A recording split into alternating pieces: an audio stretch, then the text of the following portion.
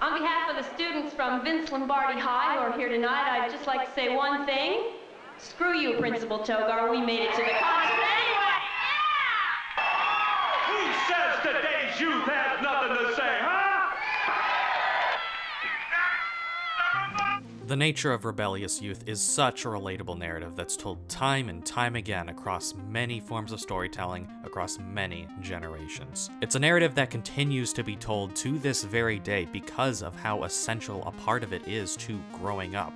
Rebellion is natural, and in a way, the film industry sort of mirrors that. With independent film, there's a certain freedom that's not often seen in the standard studio flick.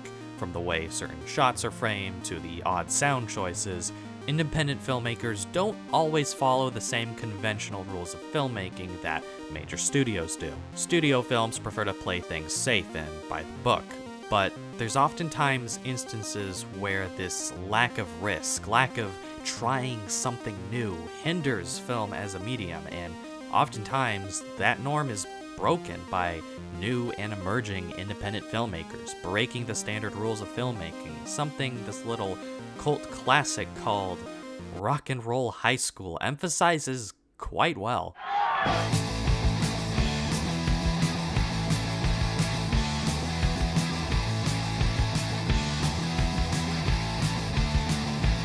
Rebellion is everywhere in this film. Directed by Alan Arkush on a budget of roughly $300,000, the film is set at Vince Lombardi High School, where a school full of students face strict new rules set in place by newly in charge Principal Eveline Togar. The inclusion of a rock and roll soundtrack with the Ramones is just one touch that adds to the film's rebellious spirit, as the music genre is known for, quote, symbolizing rebellion, youth, and freedom. Within the first 15 minutes of the movie, we get a glimpse of what the school's culture is normally like.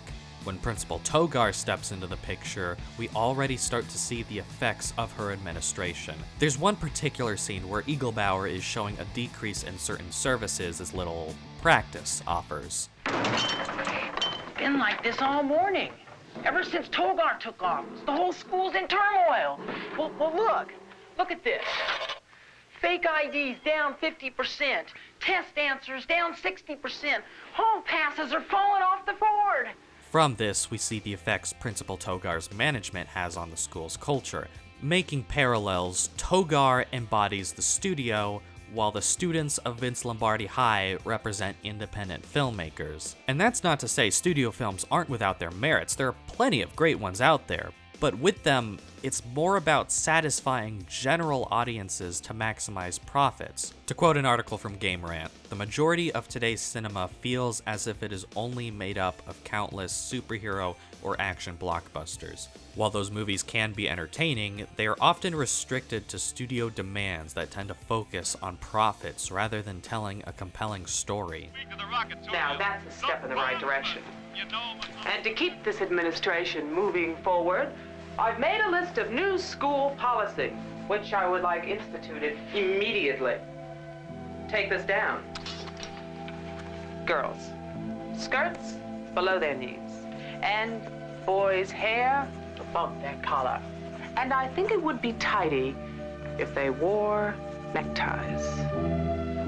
And lunch is to be cut down to half an hour, because I am doubling up on silent study hall.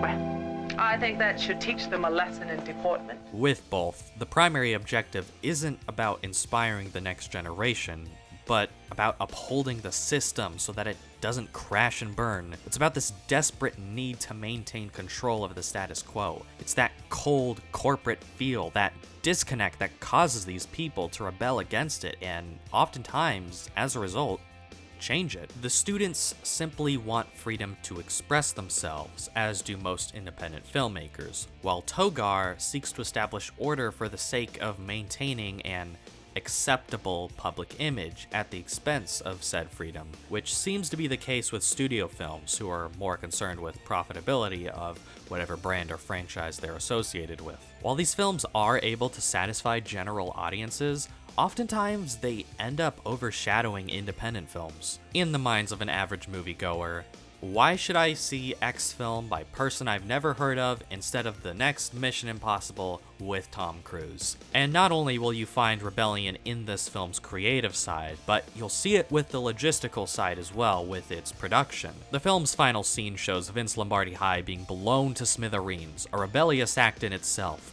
but required the filmmakers to break some of the rules themselves as well, particularly with the presentation of the script. When looking for a location to shoot the school's destruction, the filmmakers presented the landlords with a fake script from Markos. I think it might have been called School Days or something silly like that, and it didn't have any of the blow up the school stuff.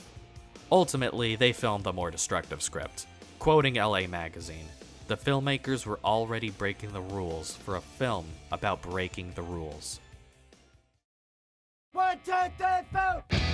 At its core, Rock and Roll High School is ultimately about rebellion, and in a way is also at the core of independent films in general. The film embodies the rebellious nature of independent film as a reflection of the film industry, and while the parallels between them aren't one for one, the similarities are remarkably close. So whether you choose to listen to music no one else likes, or give an independent film a try, however you choose to rebel, please, for the love of God, do not blow up your school. That is too far.